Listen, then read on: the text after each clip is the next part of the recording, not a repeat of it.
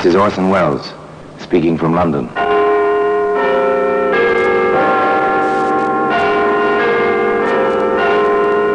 The Black Museum, a repository of death. Here in the grim stone structure on the Thames, which houses Scotland Yard, is a warehouse of homicide, where everyday objects, a piece of wire, a chemist's flask, a silver shilling, all are touched by murder.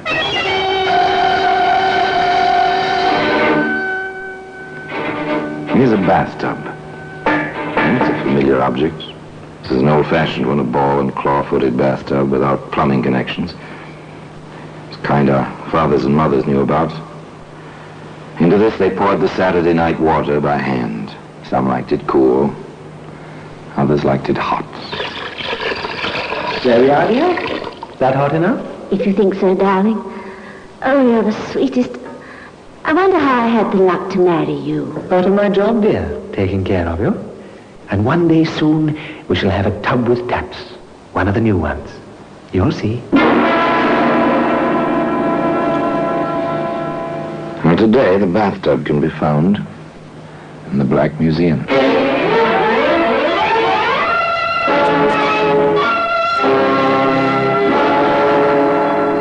From the annals of the Criminal Investigation Department of the London Police, we bring you the dramatic stories of the crimes recorded by the objects in Scotland Yard's Gallery of Death, the Black Museum. In just a moment, you will hear The Black Museum, starring Orson Welles.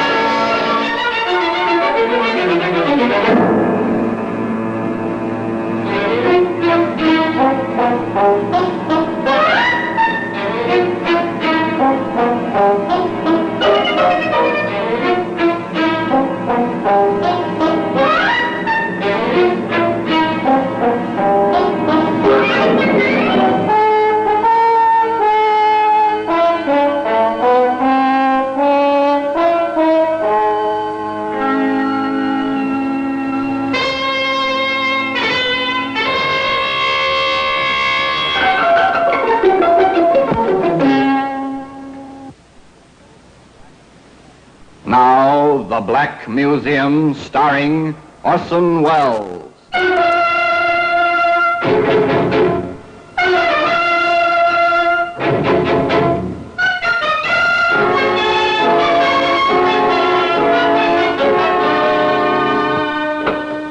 Here we are.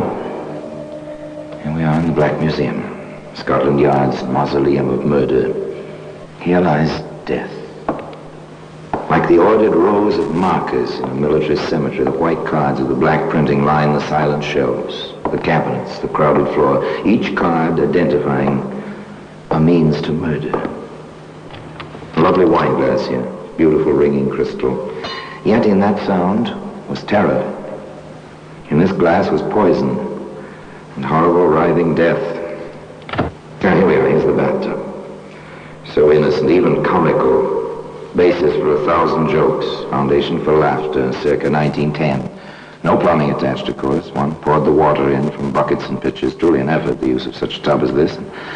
Definitely a matter for an interior, not for an exterior. Certainly not for a garden like this, where in the peaceful year of 1910, Edward Jones read aloud to his wife, Evelyn.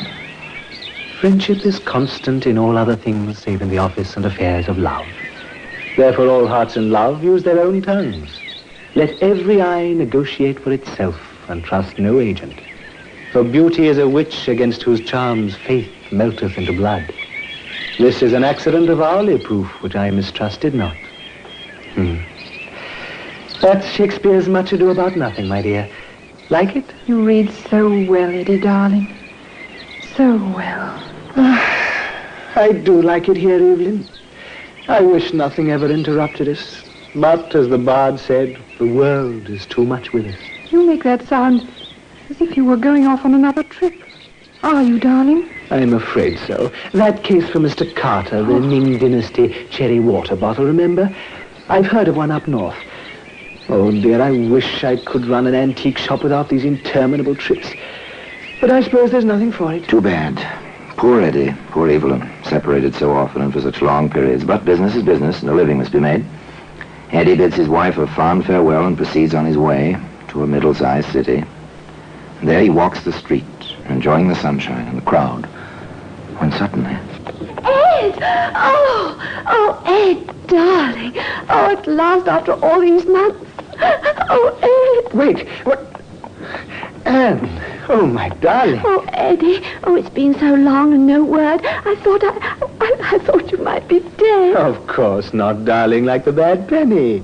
Why, I was hoping against hope I'd find you any minute. I went back to our place, but you'd gone. A new landlady, no information. Oh, but what happened, darling? You never wrote, and I waited and waited. Yes, it was an accident, darling. Blow on the head. Amnesia. Only a few days ago, I came back to myself. Oh, my poor darling. No matter, darling Annie. We are back together. Once again, we are husband and wife. So that's the little game, is it? A wife in every city, is it? Well now, Mr. Edward Jones, what's the idea? What can this get you, besides a heap of trouble and stiff prison sentence? What can it get you? There we are, Anne, my dear. I've signed mine. Now you sign yours. You see? Ladies are first, except in getting off trolley cars or signing wills. Oh, Eddie, you are sweet. There we are. Now, oh, heaven forbid, anything happens to you, all you have is mine, and vice versa, if anything should happen to me. Heaven forbid, Anne, my dear. No, apparently it can get you plenty. If your wife has plenty, and Anne was, well, decently off with an needy income from her father's estate, although she was not allowed to touch the principal. However, there was a proviso concerning her husband's rights, if and when. I'm horribly upset about it, Doctor. Here she is, apparently in perfect health. She has an awful fit, and all she remembers about it is a slight headache. She's my wife, Doctor. These things happen, Mr. Jameson, I can assure you. Oh. So Eddie Jones is Eddie Jemison hereabouts. Ah, that's interesting. Nothing. I found absolutely nothing physiologically wrong with Mrs. Jameson. She's in perfect physical health. Now then. But how can I be, Doctor, when I have these terrible fits? Well, such things even we doctors don't know yet, my dear. Such as the reaction of the human mind to great stress. And you've been through such stress with Mr. Jameson missing so long. But what can we do about it, Dr. Margetson? Oh, just rest, relaxation, quiet, peace. Most important, relaxation. Now, I'll prescribe a mild sedative each night before sleeping. So simple, so easy, so diabolical, and so considerate. No, Anne, darling, you mustn't even fetch your own bathwater. There we are, almost full, and nice and warm. Just right to relax in, just as the doctor ordered. Oh, Eddie, I don't know why you do all this for me. I don't do half as much for you. You do, darling, just by being. You know that, don't you? No, I say it 100 times a day. Eddie, you're sweet. All right, my dear. Now step in. I'll help you. Take care. The water may be hot, and the tub may be slippery. There we are, dear. That hot enough? If you think so, darling. Oh, you're the sweetest. Oh, I wonder how I had the luck to marry you. Part of my job, dear, taking care of you. And one day soon we shall have a tub with taps. One of the new ones. You'll see. Ready to sit down, darling? Mm-hmm.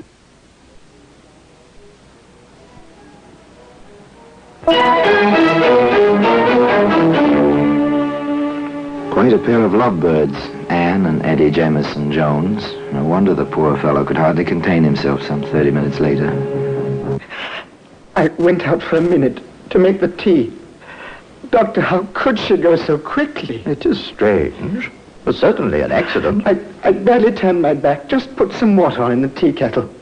And when I returned, there she was, floating face down in the water. Doctor, can't you help her? Calm yourself, my boy. Your wife is past help now.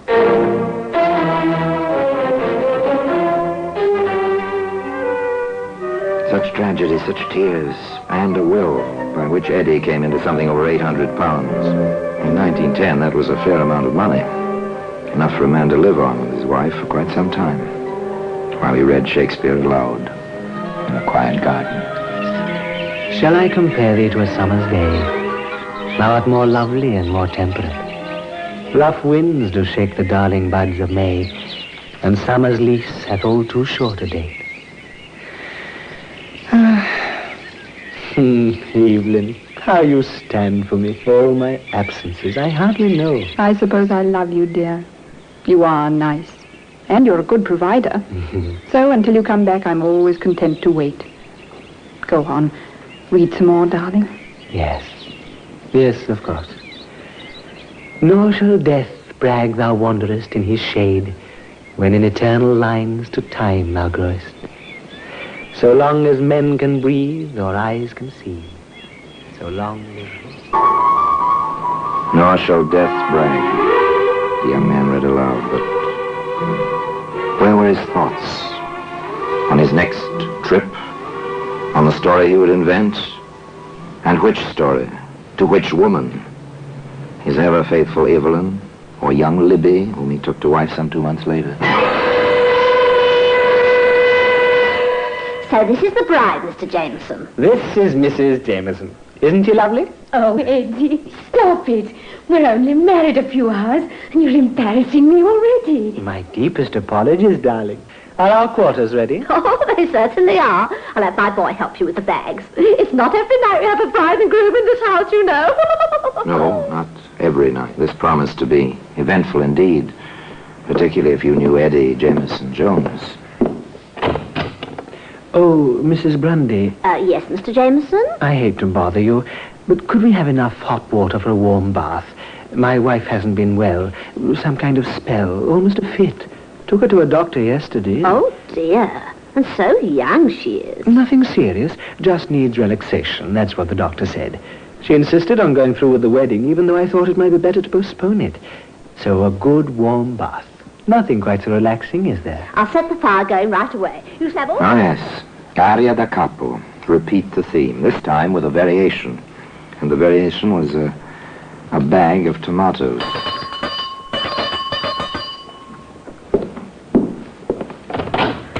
Oh, Mr. Jameson, I didn't hear you go out. I just ran out while my wife was in the tub, picked up some tomatoes. Fried tomatoes are her favorite dish. And I thought, well, tonight or all nights, she ought to have them. If you don't mind fixing them, Mrs. Grundy. It'll be a pleasure, Mr. Jameson. I'll have them ready with your dinner, never fear.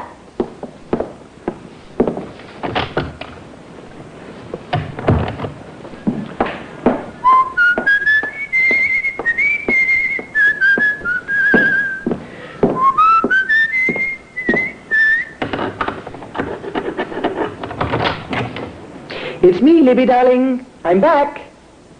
Libby! Libby, are you there?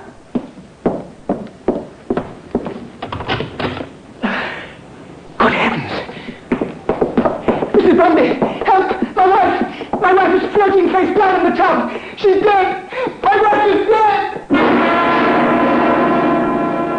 And today, you can see that same bathtub in the Black Museum. In just a moment, we will continue with The Black Museum, starring Orson Welles.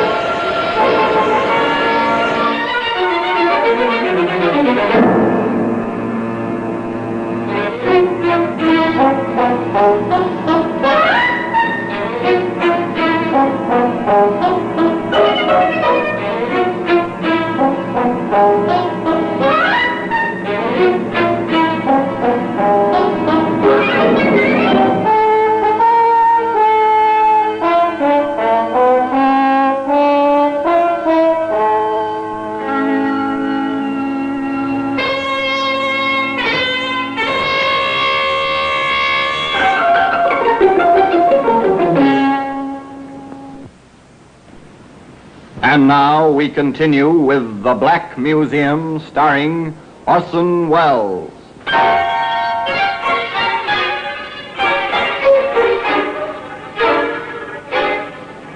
Yes, the girl was dead, floating in the bathtub, face down, just as Anne before her. And Eddie, he was stricken, heartbroken as a bridegroom ought to be. My poor Libby. To die alone like that on her wedding night. So good, so sweet, so eager for life, and so in love with me. Even insured her life for me just before we married, as if she had a premonition almost. £750 insurance is a comfortable sum. Man and his wife can live in their garden quite decently with a sum like that for quite a few months in 1910. But it seems one can grow a trifle bored, even with a garden and Shakespeare. How do you feel now, dear? A slight headache, that's all. It'll go away. Evelyn, you've got to go back to the doctor or find a new doctor. A slight headache, that's how your fit started yesterday. No, he's not trying the same thing again. But he seems to be. Of course, he's had two quite successfully accidental deaths in his life so far. Perhaps a third? But that's not possible. Or is it? Almost ready, Evelyn? In a minute, dear. Better come while the water's hot. You know what the doctor said about relaxing? Hurry now, darling. It's steaming, but not too hot. All ready, dear? All right, dear. There's not that much hurry. Oh, dear. Who's that now? Wait for me, darling. I'll help you get in. The tub may be slippery. One day we'll have a modern tub with taps and hot and cold running water. You'll see. Now, don't try to get in without me. All right, dear. I'll wait for you.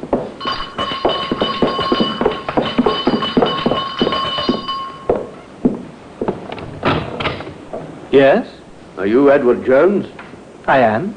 We're police officers from Scotland Yard. We have a warrant for your arrest. The charge is murder. I must warn you that anything you say may be taken down in writing and used in evidence. Please come quietly. No, Evelyn Jones never took that bath. She never had another fit, either. Though she sat in the courtroom for the entire trial. The trial of the Crown versus Edward Jones, also known as Edward Jemison.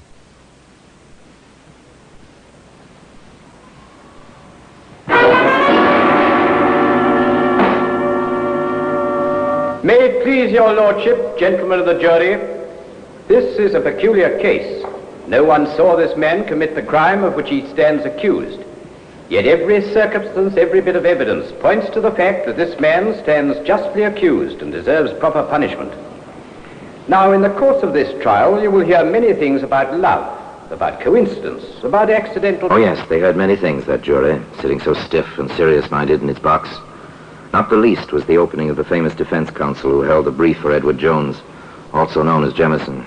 Nor will we deny that this man may have married bigamously, but he did love these poor women, and it was a far, far better thing he did in marrying them than to lead them astray and then leave them alone with remorse, as so many men have done before him. We deny that my client killed these poor women. We claim only that he was the victim of a set of circumstances and the interference of a busybody. Yes, a male busybody. A male busybody? Well, perhaps. But how could a policeman, in the proper course of his duty, fail to check on so obvious a coincidence? Yes, sir. We had a letter at Scotland Yard from a Mr. John Curtis. What were the contents of that letter, Sergeant? Mr. Curtis had noticed a brief announcement in the newspapers regarding the death of a young woman, a bride, by drowning in the bathtub. He wished to call our attention to a similar accident some time before. In both cases, the name was Jemison. You saw this letter yourself? I did. Is this the same letter? It is, sir. I offer this letter in evidence, your lordship, as Crown Exhibit A. It went on like that, slowly, carefully, plugging all the holes as they went along. The details of a routine police investigation which suddenly had become a little more than routine. Sergeant Mason, when you visited the scene of the first drowning, what did you learn? That the man known as Jemison had mentioned two wills. One by himself in favor of his wife, one by his wife in favor of himself. We checked the files of the probate court. The latter had been probated.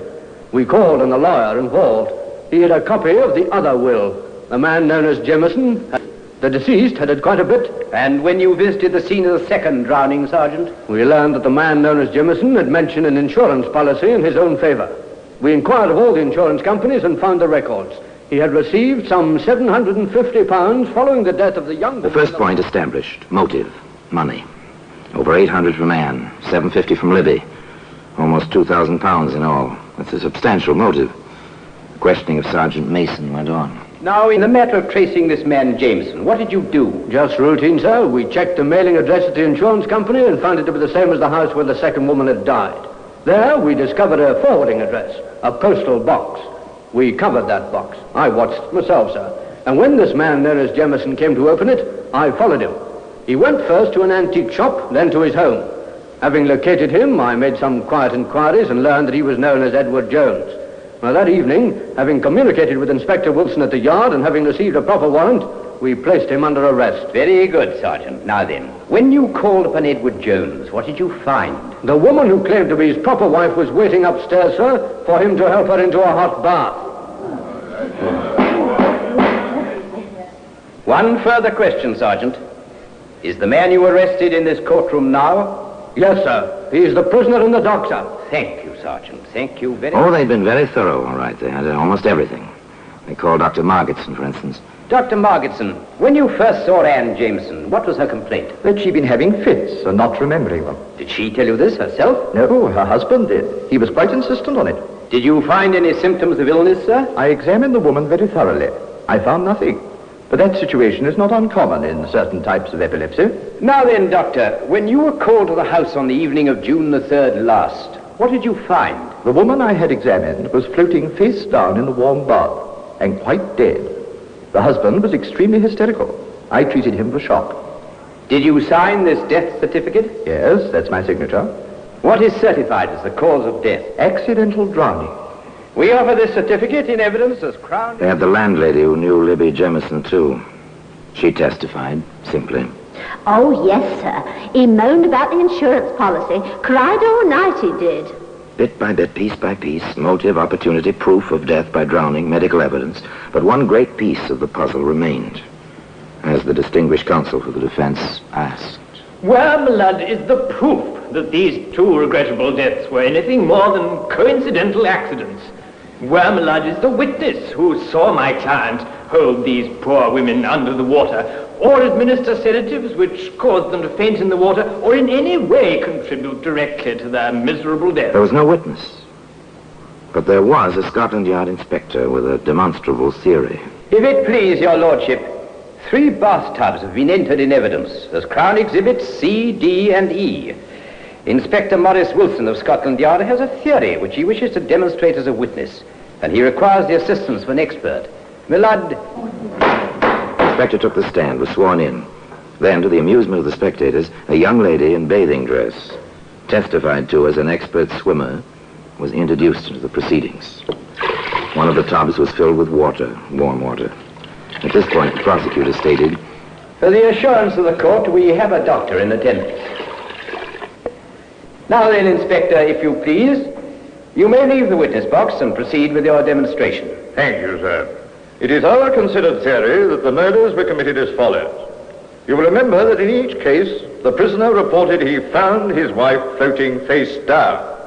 It is reasonable to assume that had the women fainted while sitting or lying in the tubs, they would have been found floating face up. With this in mind, it occurred to us that with the prisoner's insistence on helping his wife into the tub, the procedure was something like this. May I, young lady? Of course, Inspector. Notice she is standing in the water. Now, prepare to sit down, please. Observe that she bends forward, grasps the side of the bathtub. I seize her ankles thus, and she falls forward on her face. Doctor, please, Inspector, get her out of that tub. The girl's unconscious. Get her out before her lungs fill and she drowns. Some hours later, the jury reported. We have reached a verdict, my lad. We find the prisoner guilty of willful and premeditated murder. Well, that same bathtub is where you'd expect to find it today. In the Black Museum. All Orson Welles will be back with you in just a moment.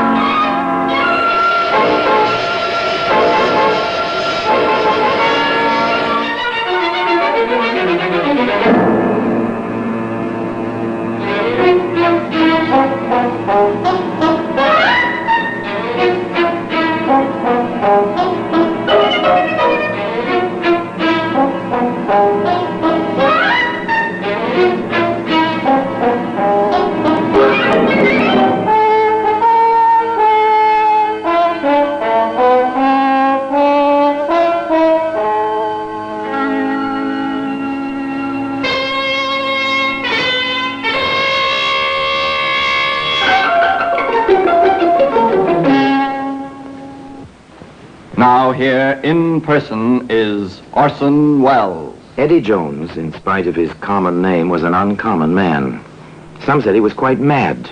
His own defense counsel stated later that when Eddie looked at him with his piercing stare, he felt as if the prisoner were trying to hypnotize him. This, of course, we'll never know. We can only wonder if those poor women were truly hypnotized by Eddie's eyes or merely by his charm and personality. In any case, one woman did not succumb to that charm for long.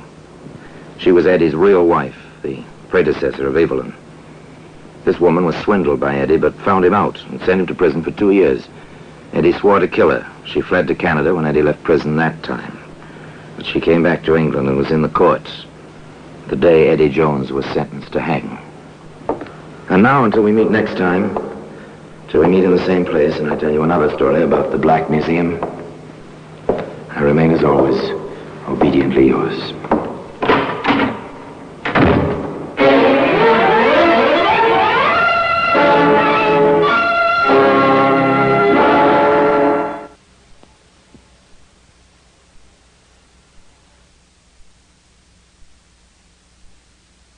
This is Orson Welles, speaking from London.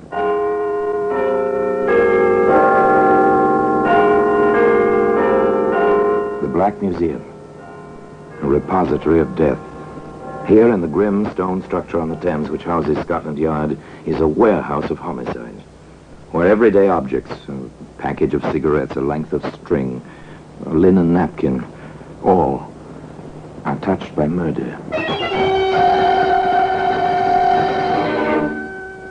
There's a Gladstone bag. It's a familiar object. Every railroad train carries several, inevitably useful, compact, and expandable. They always hold more than they seem. Perfect for vacation. Perfect also for... If you look inside, Inspector, just pry the two halves apart at one end, as I did. Yes, I see. Odd objects to have in a valise. Not if one had every intention of disposing of them, Inspector. Today, that Gladstone bag can be seen in the Black Museum.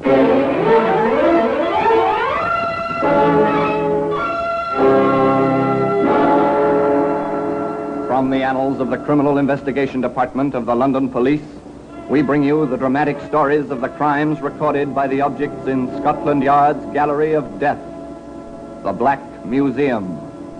In just a moment, you will hear The Black Museum, starring Orson Welles.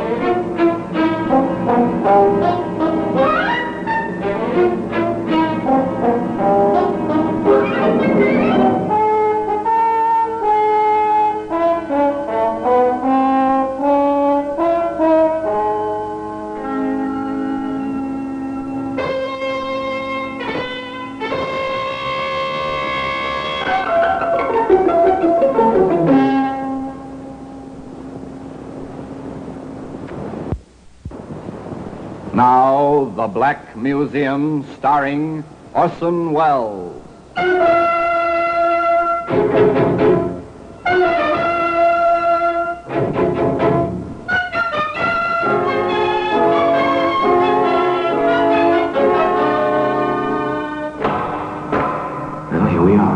in the Black Museum, Scotland Yard's mausoleum of murder.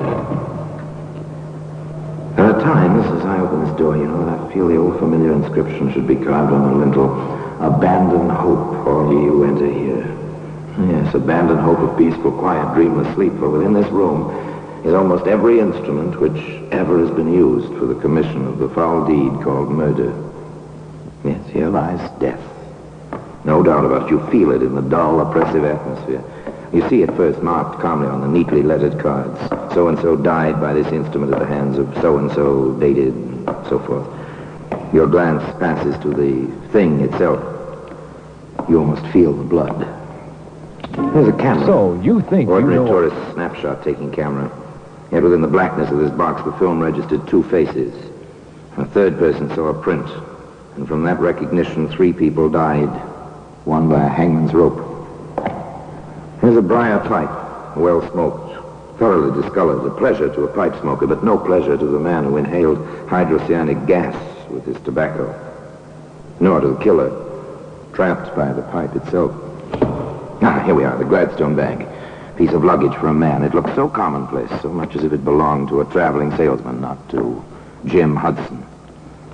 Of course, in a way, Jim was a traveling salesman. He certainly had a sales talk, and he was quite successful at it. Sally, I've never seen you looking lovelier. Oh, Jimmy, you always do that. Do what, sweetheart? Say things like that just when I want to pick a fight with you. That's one of the reasons I love you so much. Despite your wife and everything else. Everything else? That's what I wanted to fight with you about. We just can't go on like this, Jimmy, darling. Why not? We're as happy as circumstances. Don't you see, Jimmy? A woman wants at least a snatch of domesticity, not just clandestine meetings with the clock ticking away her happiness in the background. It'll come, darling. It'll come. The girl was right, of course, from her point of view. Granted that the relationship between her and the man she loved was, well, outside the recognized bounds. Granted that they found each other when it seemed too late. Still, the girl was right. She wanted a certain sense of security, which can come to a woman only through the small things of making coffee in the morning while her man was shaving within earshot. And Sally James was the kind of girl who took action when she wanted something badly enough. Jim, what about the week we planned together for this spring? I probably could get away, darling, if we had a place to go. I have the place. Anyway, the ad about it. You are something, aren't you? Here, darling. I found this in the Sunday paper. Go on, read it. For rent. Bungalow. The Beaches. Pevensey Bay, Eastbourne. Reasonable by the week. You've got your heart set on this, haven't you, sweet? Can we do it? The week of April 12th. All right? All right. Oh, Jimmy, it'll be heaven down there by the sea.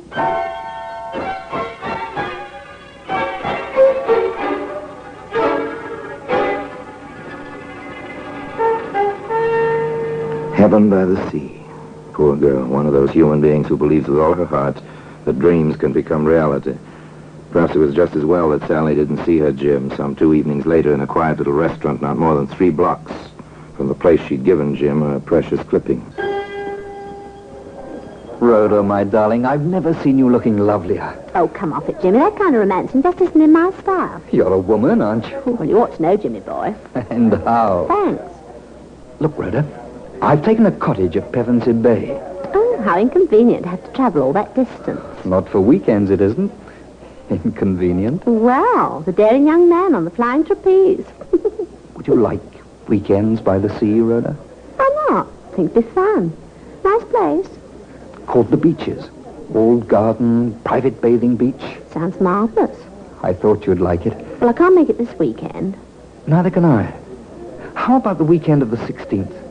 We'd go down Friday afternoon, come back early Monday morning. There's a very early train. It's a deal, Jimmy. It really is a deal. A clever rascal, Jim Hudson, without a doubt. Knows his way with the ladies. But he cuts his margins rather close, doesn't he? Note the dates. April 12th, the week, with Sally. Friday the 16th, with Rhoda. And that's hardly a 4 week with Sally. But, of course, Sally doesn't know about this on Friday noon the 9th as she stands in the doorway of the railway carriage in Waterloo Station. You will be down by Monday, won't you, Jimmy, dear? Sooner than that, if I can. You know that, darling. I guess I feel like a little girl on her first trip alone. I'm sorry it has to be this way. Oh, I don't mind, really. I'll have a chance to put the cottage in shape. Have it all clean and comfortable for my man. When I saw it, there weren't any tools there. And there's always something to fix. I'd better add tools to my shopping list. Oh, and don't forget the traveling armor I have to, poor dear. And please hurry to get down. And... Oh, kiss me. Quick, Jimmy, the train's leaving. Oh, Jimmy, dearest. Bye, darling. See you Monday. Monday it'll be. Take care, darling. Take care.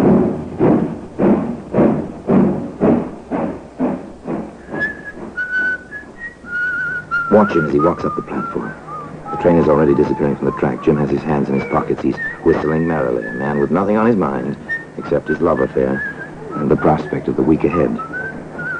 He leaves the station, walks up the street a ways, pauses before a hard wish. What was it he added to his shopping list? Oh, yes, tools. He enters the shop.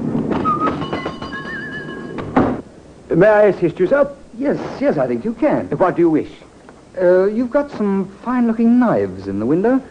May I see them? Any particular blade size, sir? I think, yes, the 10-inch carver will be about right. Very well, sir. There we are, sir. Best Sheffield steel, hollow ground, razor sharp, and guaranteed to hold temper. It will take very little honing to keep the edge, sir. Very efficient looking. Do you prefer the bone or the plastic handle? Bone, I think. Very good, sir. Is there anything else? I think, yes, a small cross-cut saw. Small, about 18 inches. Perfect. Excellent quality, as you can hear. Good. Would you wrap them, please? Then that will be 6 and 4, sir. I'll just make up the slip. You'll have your package in a moment.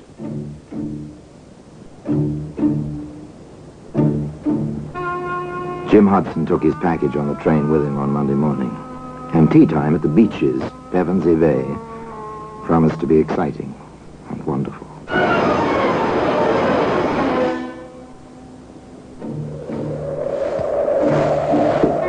Isn't this wonderful, Jimmy? I discovered the pastures at the top of the cliff on Sunday.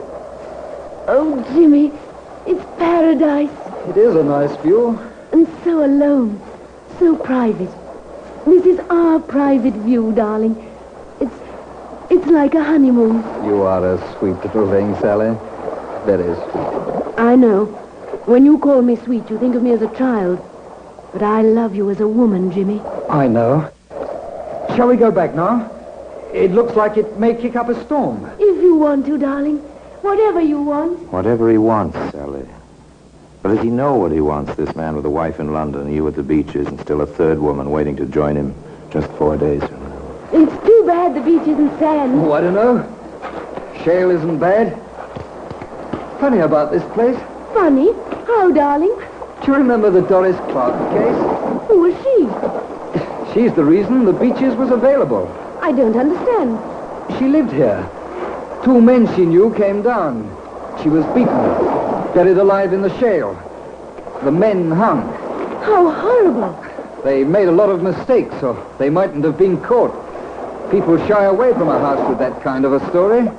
I don't care. We'll change its reputation then, with our love. Let's go inside, dear. It's getting chilly with the sun gone and the storm coming up. The storm came, the rain pounded on the roof, the wind lashed at the sea. And within the cottage called the Beaches, all was snug and warm. I love a fire in a fireplace. Don't you, Jimmy, darling? Yes, I suppose I do. Oh, Jim. Am I being too sticky?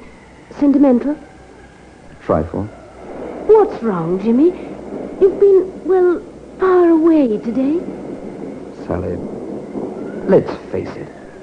Things like this never go on for long. Jim! Jimmy, I don't believe you said that. I did say it. I mean it. Then why did you bring me down here? It was your idea. I went along with it, hoping we could work something out. Work it out? It's past it. You never loved me. crying. I can't stand crying. I ruined my life for you. Now you want to just forget about me. Stop it.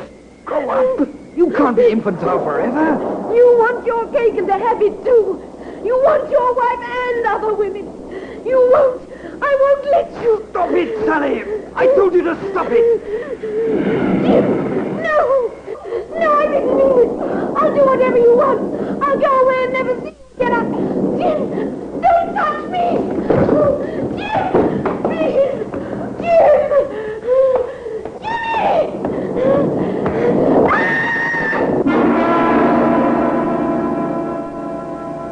The scene was set, save for one vital piece of evidence.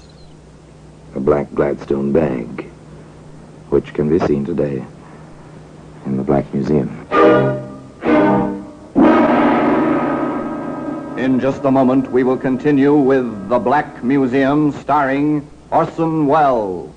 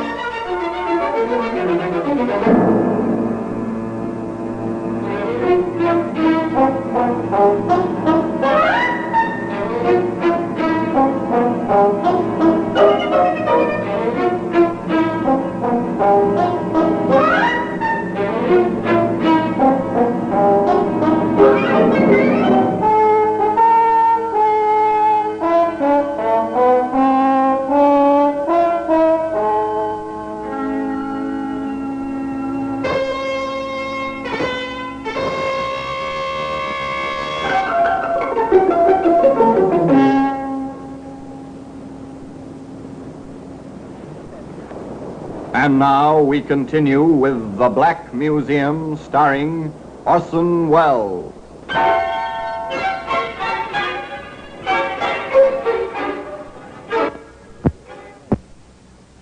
Friday, the 16th of April, dawned fine and clear. A calm, gay Jim Hudson made his way, whistling as usual, through the weekend-bound crowds of Waterloo Station.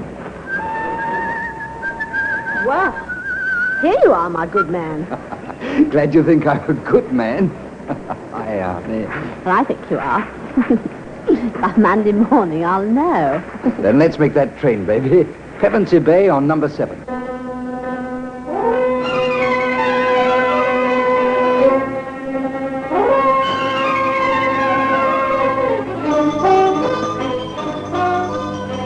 The train to Pevensey Bay was none too fast for Jim and Rhoda. It was a fine spring day. It was a beautiful spring evening. Moonlight made the rollers on the beach gleam with a lovely phosphorescence. On the porch of the cottage, known as the Beeches. Know something, Jimmy boy? I know lots of things, old girl. What, for instance? Oh, this. If I were the romantic type, this place would make me go, oh, gooey. But you're not? No, I'm not. All your misconceptions of women notwithstanding. Then you want to waste all this moonlight and romance? Oh, come, darling. If you must whisper sweet nothings, come and whisper them. Why not out here? Because I don't feel comfortable on the shale. Come along now.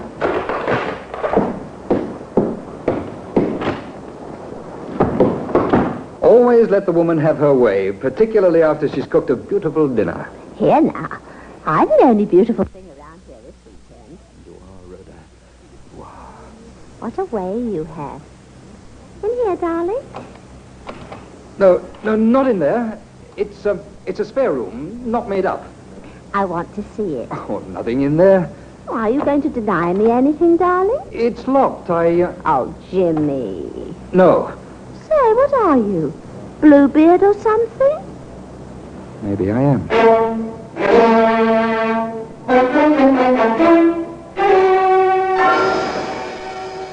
The door stayed locked.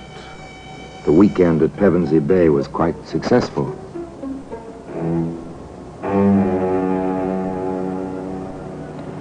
But now, the scene changes to a London street lined with somewhat shabby buildings which house somewhat shabby offices. Into one of those buildings, a woman hurries, almost furtively. She climbs the stairs, one flight, walks into an office, door of which announces in gold lettering, Cross Detective Agency. You are Mr. Cross? I am. What can I do for you, Mrs. Mrs.? My ring. Yes, an old trick. Sit down, won't you? Thank you. My name is Lillian Hudson, Mrs. Lillian Hudson. I see. Well, how can I help you? I want some information on my husband, James Hudson. Go on, please. I saw your advertisement. Were you formerly with Scotland Yard? I was. Advancement seems slow. I'm working for myself now. Yes. Well, I have reason to believe that my husband has been, seeing other women. And you want me to get the evidence? I think so. A divorce action? Perhaps it depends on the results. And you want to stay in the background? For the present. Have you anything on which I can start? An address? A lead of any kind? I have this. A baggage check. Waterloo Station baggage storage. Stamped 10 a.m., Friday, April 16th. An innocent bit of pasteboard. Where did you get this, Mrs. Hudson? I took one of my husband's suits to the cleaner. This was in a pocket. The cleaner gave it to me. Oh, and why should this mean anything? Because Jim, my husband, was away the entire week of the 12th until the morning of the 19th. It came to me, if he had told the truth, how could he have checked something at Waterloo on the 16th if he were out of town all that week? An interesting observation, Mrs. Hudson. Well, suppose I go over to Waterloo Station and pick up whatever was checked there. Oh, and sorry to mention this, but it is customary to have a retainer, you know. Private Detective Cross, once of Scotland Yard, went on over to Waterloo Station and presented the baggage check. A short while later, he arrived in the office of Inspector Henley at the yard. Oh, yes, Cross. I remember you now. Ah, thank you, Inspector. You were with us once, weren't you? Yes, sir. There are times, Cross, when I wish I had the gumption to strike out on my own. Too late now, however. And there are times, Inspector, when I wish I'd stayed on here. However... Yes, to each his own, and the grass is always greener, and so on. Well, Sergeant Anderson said you wanted to show me something. Oh, yeah, this, sir. This Gladstone bag. Looks perfectly normal. Locked, I see. Yes, if you look inside, Inspector, just pry the two halves apart at one end, as I did. Yes, I see. Odd objects to have in a valise. Not if one had every intention of disposing of them, Inspector. You're probably right about that. Seems like some silk or something. And badly stained. If I were a gambling man, I'd give 10 to 1 the stains are blood, sir. And it wouldn't be much of a gamble. Any ideas on what the metal objects are? Well, I flashed my penlight in there, sir. One is a carving knife, and the other is a carpenter's saw. I see. How did you come into possession of this bag, Cross? And Mrs. Hudson found the check for it in her husband's pocket. She says the cleaner found it. I doubt that. Divorce action, I assume. Correct, sir. I understand. Well, my suggestion is this. We'll give you another stub. Give it to Mrs. Hudson and have her place it in her husband's pocket. When he comes back for the bag, we'll have a man ready to pick him up. It seems to me this little matter bears further investigation. So simple, so quietly effective. Just place a check for baggage in a man's pocket. When he comes to claim his Gladstone bag. Yes, sir? Oh, here's my check. It's a brown Gladstone. Left it 3 days ago. Just a moment, sir. Sergeant Anderson, sir? Yes? It's the check you've been waiting for, that fella there, whistling. Thank you. Give him the bag. I'll speak to him. Yes, that's my bag. Oh, that'll be 2 and 6, sir, for overtime storage. Oh, here we are. Thank you, sir. Glad to oblige. Excuse me, sir. You James Hudson? That's right. Who are you? Sergeant Anderson, Scotland Yard. My credentials. If you'd be good enough to come with me. What for? Inspector Henley would like to see you. He's waiting at the police station just a block or two from the station here. Well, I've got my bag here. Couldn't it wait tomorrow, or... That's all right, Mr. Hudson. I'll carry your bag.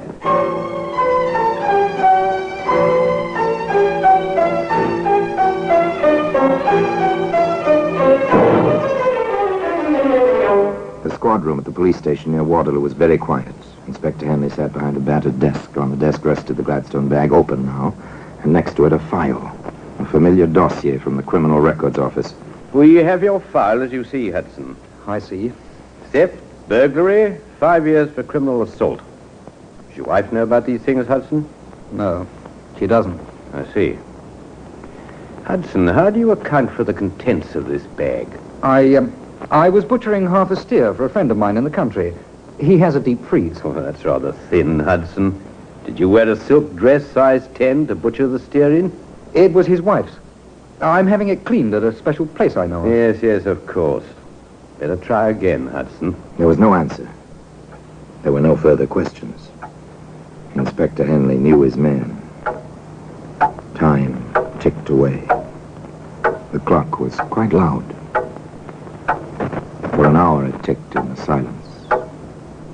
Finally, the perspiration beginning to bead his forehead. Jim Hudson began to talk. All right, Inspector. I'll tell you. I guess I lost my head when she flew at me. Oh, size 10 and she flew at you, Hudson. I told her we were through, that I was going back to my wife. She heaved the coal scuttle. Then it was at the beaches at Pevensey Bay on April 13th, sir. She grabbed the poker. I defended myself. We had a devil of a struggle. She fell, struck her head on the andiron. She was dead. I must have gone completely crazy. I went into town, but that knife and the saw, I was afraid to tell anyone. I mean, my record and... Sergeant. I've got something here, Inspector, in this biscuit tin. Yes, you have. Neat packing job, I must say. Not much left of the poor girl, is there? I want a check of every hardware store in the neighborhood where Hudson lives. Oh, yes, near the railway station. Got that, Sergeant? I want the sales slip on those implements and the clerk who sold them, if possible. Yes, Inspector, I remember the incident perfectly. The fellow came in whistling, asked about the knives in the window. He bought one, then asked for a small saw. Here's the slip, sir. Well, this says April the 9th. Hudson claims he didn't buy these things until the 13th. It was the 9th, Inspector. I'll stake my life on that. It's no good, Hudson. You bought that knife and that saw on Friday the 9th. You went to Pevensey Bay prepared to do exactly what you did do. If we ever had evidence of premeditation, we've got it now. You're under arrest, charged with willful murder. And I must warn you that anything you say may be used in evidence. Each clue in its place. The case was complete. Closed as tightly as that same Gladstone bag, which can be found today in the Black Museum. Orson Welles will be back with you in just a moment.